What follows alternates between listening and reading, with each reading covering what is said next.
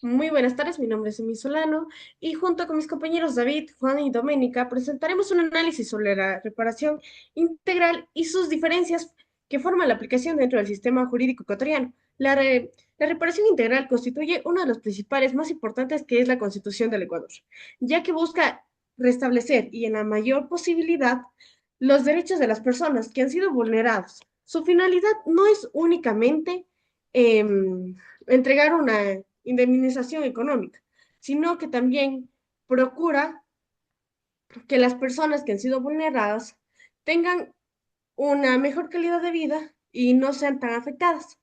En mi intervención hablaremos sobre la reparación integral por los daños materiales. Los daños materiales son aquellos perjuicios que afectan directamente en el patrimonio o los bienes de una persona, es decir, que representan pérdidas económicas que pueden ser cuantificadas objetivamente. Algunos ejemplos son la distribución de una vivienda, el daño de un vehículo, la pérdida de un negocio, gastos médicos ocasionados por un accidente o la pérdida de ingresos, como una persona no puede trabajar debido al daño sufrido. En estos casos, la reparación consiste principalmente en una compensación económica que permita cubrir todas las pérdidas ocasionadas.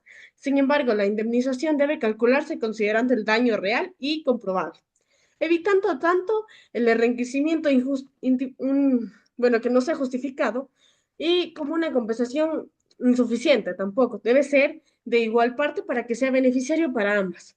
Es importante señalar que el objetivo principal no es beneficiar económicamente a la víctima, sino es mantenerla en la posición que ella estaba antes. Por ello, la reparación material es una constitución, una herramienta fundamental para garantizar el derecho a la justicia y promover el patrimonio de la persona frente a la actualización ilegal o violencias de derechos.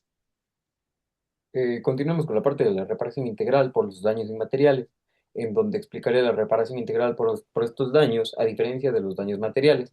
Los daños inmateriales no afectan de una manera directa al patrimonio económico de cierta persona, sino aspectos relacionados ya sea con su identidad, su dignidad, integridad emocional, salud mental, entre otro tipo de cosas como sería la reputación y proyectos de vida. Muchas veces estos daños son incluso más difíciles de superar, ya que las consecuencias psicológicas y emocionales pueden permanecer durante muchos más años que un problema que sería económico.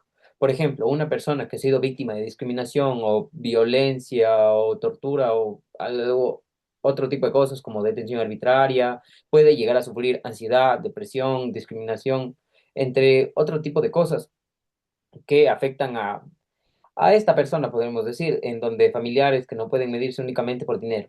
Por esta razón, la reparación integral contempla diferentes mecanismos para atender este tipo de afectaciones. Entre ellos encontramos la atención médica y psicológica especializada, procesos de rehabilitación y apoyo emocional, además de acompañamiento profesional, incluso indemnizaciones económicas para la rehabilitación. Esto obviamente analizando los casos y viendo si es que le corresponde. El propósito es contribuir que la víctima pueda reconstruir su vida y recuperar su bienestar emocional y además de el social. Este tipo de reparaciones se reconoce, este tipo de reparaciones reconoce que las personas poseen derechos que van mucho más allá de los bienes materiales, como lo es la dignidad humana, el honor y libre desarrollo de la personalidad. Por ello, el Estado tiene como obligación de adoptar todas las medidas que sean necesarias para poder garantizar la recuperación integral de quienes han sufrido este tipo de daños. En esta parte explicaré las medidas de reparación simbólica. Estas medidas tienen un enorme valor porque buscan reconocer públicamente la responsabilidad por las violaciones de derechos y devolver la dignidad a las víctimas. A diferencia de las reparaciones económicas, las reparaciones simbólicas tienen un significado. Entre las medidas más comunes encontramos las disculpas públicas emitidas por las autoridades responsables, los actos oficiales de reconocimiento, la publicación de las sentencias judiciales, la construcción de monumentos o memoriales, la colocación de placas conmemorativas, la creación de becas educativas y el desarrollo de campañas de sensibilización sobre los derechos humanos. Estas acciones cumplen varias funciones importantes. Primero, reconocen públicamente el daño causado. Segundo, permiten preservar la memoria de los hechos para evitar que sean olvidados. Y tercero, promueven una cultura de respeto hacia los derechos humanos y fortalecen la confianza de la ciudadanía en las instituciones del Estado. Aunque estas medidas no eliminan completamente el sufrimiento de las víctimas, representan un acto de justicia y reconocimiento que contribuye significativamente a su proceso de reparación. Por eso, las reparaciones simbólicas suelen complementar las reparaciones económicas y psicológicas dentro del principio de reparación integral.